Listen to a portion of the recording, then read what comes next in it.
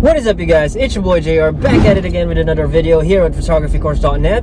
I've been getting a lot of requests from you guys to teach you about the basics of photography. So no fancy words, nothing special. I will just give you direct to the point tips on how to make sure you get amazing photos. Peace!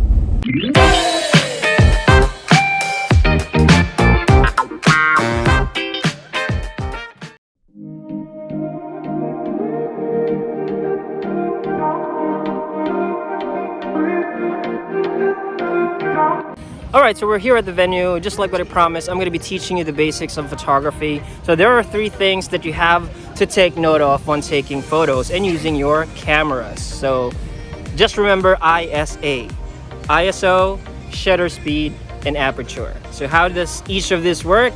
I'll teach you right now. So let's start with ISO. Basically, ISO is about controlling the sensitivity of your camera to light. So the lower the number, the less sensitivity, or the darker the photo. So the higher the number, the brighter the photo. So what you can do is, if you're shooting in the daytime, you could set your ISO low, and if you're shooting at night, you could go on a high number. But just be careful of setting it to a very high number, because if your ISO is set too high, your photos would have noise.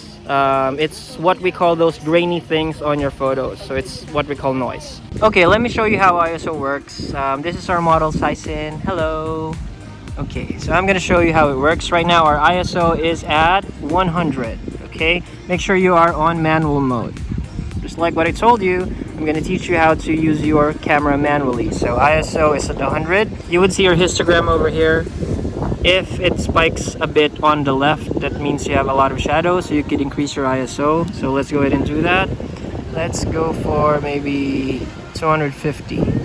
There.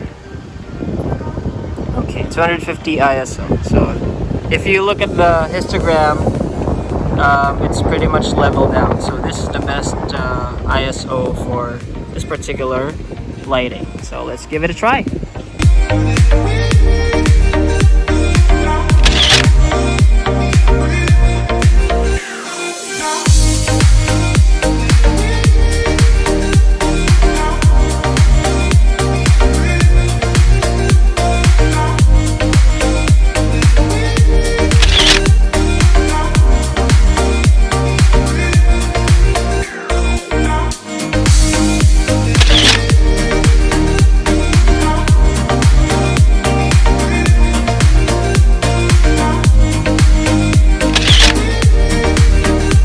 So yeah, ISO is very straightforward. It's all about the darkness or the brightness of a photo. So next one would be shutter speed. So this is one of my favorite things to control in my camera. So shutter speed, it's either a slow shutter or a fast shutter. So the lower the number, the faster your shutter is. What I'm gonna do is I'm gonna show you the difference between a fast shutter and a slow shutter. Okay, so let's do it. Right now, our shutter speed is at 1/4000. That means it's 1/4000 of a second, so it's very fast. And whatever she's doing, we're gonna freeze that. Okay, so let's give it a try.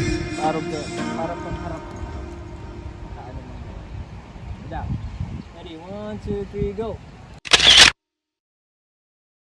So if you can see, she flipped her hair, but because our shutter speed is fast, then we were able to capture that exact moment where her hair was perfectly flowing beside her. Ready, 1, 2, 3, go. Hi, cat. Say hi. Our shutter speed right now is at 1/10. So this is faster compared to 1/4000 we did earlier. So what I'm gonna do right now is I will make the other people go around Cat. So the goal is to have a picture where Cat is not moving while the rest of them are, to have motion blur. So let's give it a try. Come on, girls and boys. Yep, just go around. Yeah. Can you guys go closer? Come closer. Come closer. Ready? Cat, don't move. 1, 2, 3. One more. One more.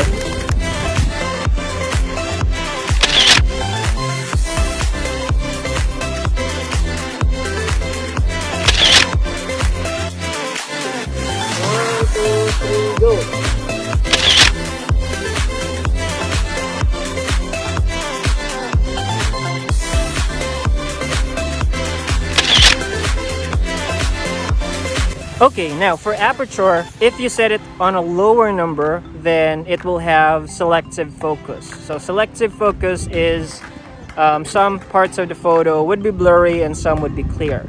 So if you set it at a higher aperture, then everything will be clear. There would be no blurred parts. In order for me to demonstrate that, I'll get another model and show you. Okay, so before we get started, say hi to Hannah, our model. Hey Hannah. Hannah! Okay, so I will demonstrate to you the difference between a low aperture and a higher aperture. So right now, our aperture is at, can you guys see it? 1.4. Yep, 1.4. That means it's a very low aperture. It means it will have selective focus. Therefore, the subject would be clear and then the background would be blurred out. The hand is clear and then the background is blurred out. So you could do it that way, or you could set the focus to the face. Again, that's the benefit of setting it to a low aperture.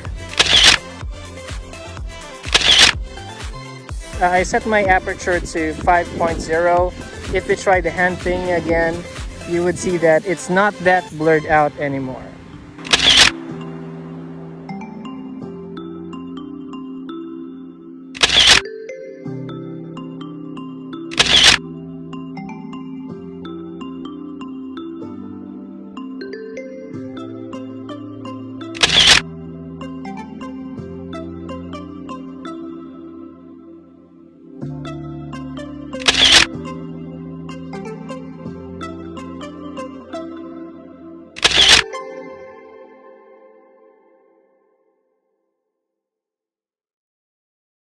So there you have it. That's basically the settings of a camera that you could play around whenever you're taking photos. So ISO, shutter speed, and aperture. So those three are enough for you to be an amazing photographer. You will never be an expert overnight. So all you have to do is try and practice. If you have friends with you, ask them to do some photo shoots with you. Just make sure you practice and stay away from your automatic mode. Go and try using the manual mode and learn the steps of being an amazing photographer. If you enjoyed this video, give it a like. Make sure to subscribe to our channel to see some more contents like this. There are other tips and tricks you could find on our website, photographycourse.net. Again, my name is JR and thank you for watching.